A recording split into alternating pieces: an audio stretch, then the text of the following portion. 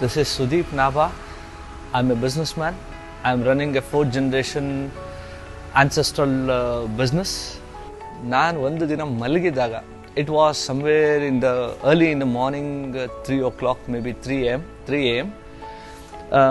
ಹೇಗಾಯಿತು ಅಂದರೆ, that was my first experience of my giddiness. ಯಾವತ್ತೂ ನನ್ನ ಜೀವನದಲ್ಲಿ ಒಂದು ತಲೆ ಸುತ್ತು ಅನ್ನೋದು ನನಗೆ ಯಾವತ್ತೂ ಆಗಿರಲಿಲ್ಲ.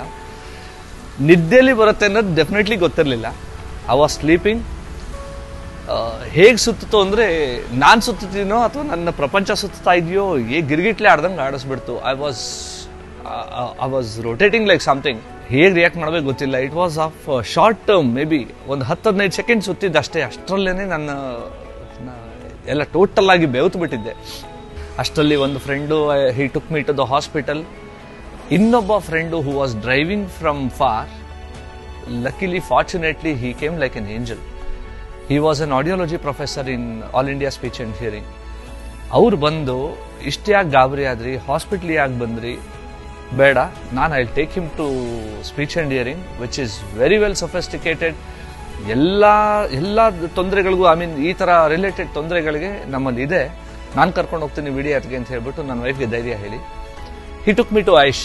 ಸುಜಿತ್ ಆ್ಯಂಡ್ ಡಾಕ್ಟರ್ ಸಂದೀಪ್ ಅವರಿಬ್ಬರು ಡಿಸ್ಕಸ್ ಮಾಡಿ ಈ ಥರ ಆಯಿತು ಅಂತ ಹೇಳಿ, ಸೊ ಥರೋ ಆಗಿ ಟೆಸ್ಟ್ಗಳು ನಡೆಸಿದ್ರು. And they started doing ಮ್ಯಾನ್ಯೂವರ್.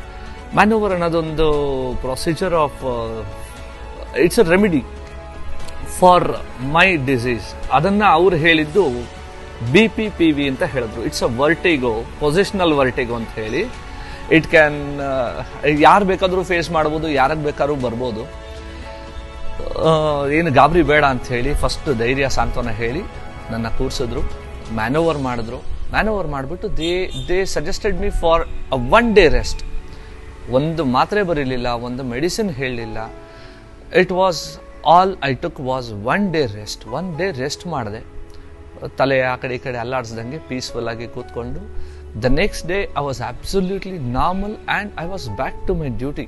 ಎಲ್ಲ ಕೆಲಸ ನಾರ್ಮಲ್ ಆಗಿ ಮಾಡಿದೆ. ನನಗೇನೋ ಆಗಿತ್ತಾ ಅಥವಾ ಏನಾದ್ರು ಒಂದು ಆಯ್ತಾ, ನಾನು ಒಂದು ಕೆಲವು ಕ್ಷಣ ಅನ್ನೋದನ್ನ ಮರ್ತೇ ಬಿಟ್ಟಿದ್ದೆ ನಾನು. ಆ ಮಟ್ಟಿಗೆ I was back to normal. That was my first entry to speech and hearing.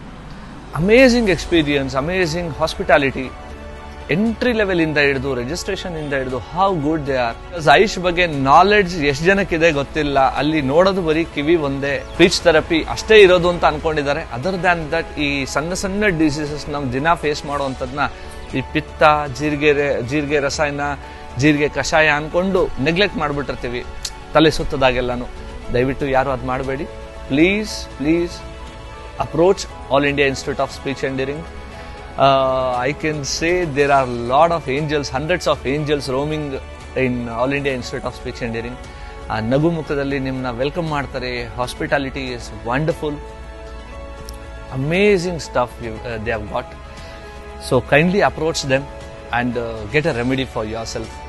Thank you.